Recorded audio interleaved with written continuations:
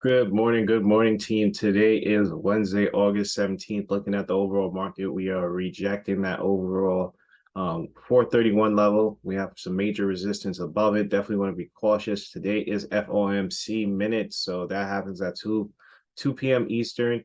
Definitely want to watch to see what's going to overall happen with the overall market. We are basically sitting on a support zone. 20-day is getting very oversold over here. Want to watch for the break of 425. Then we can start getting down towards 423. For the upside, you want to watch 427 for a retest for that 431. 180-day is starting to cross down, but that 20-day is oversold. Definitely want to be cautious today, see what overall happens. Anything can change around 2 o'clock. If we look at the 1 year over here, 1 year, 1 day, you see that we are basically starting to break below that SMA, rejected this basically descending wedge over here. So let's see what overall happens with the SPY. Next stock we're going to talk about is going to be Tesla. Keeping it nice and short today, only talking about a top 3 stocks. Tesla is basically rejecting this zone over here around this 941, or let me double check on the 20-day over here, 944.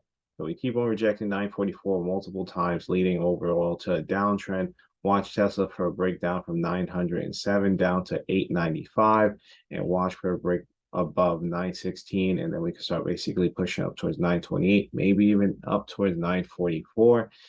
That SMA is over here, so we definitely want to be cautious shorting into that.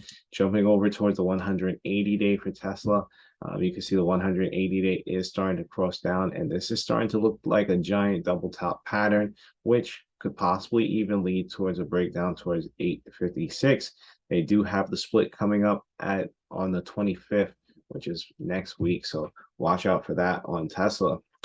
Last but not least, we want to talk about Bed Bath and Beyond.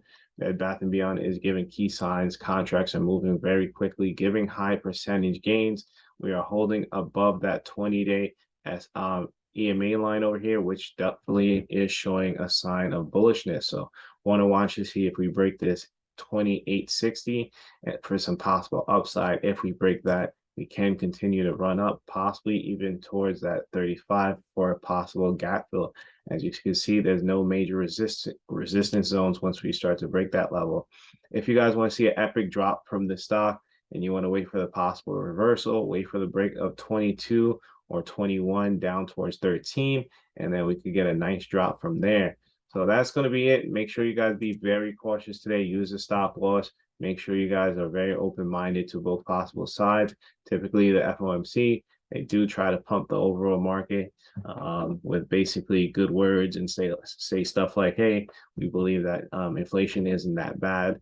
And as you can see, some of these companies this week, retail sales have been beating earnings. So definitely want to watch to see what's going to overall happen. But the 20-day is oversold, so we may get a possible bounce right before basically everything happens. So let's see what happens.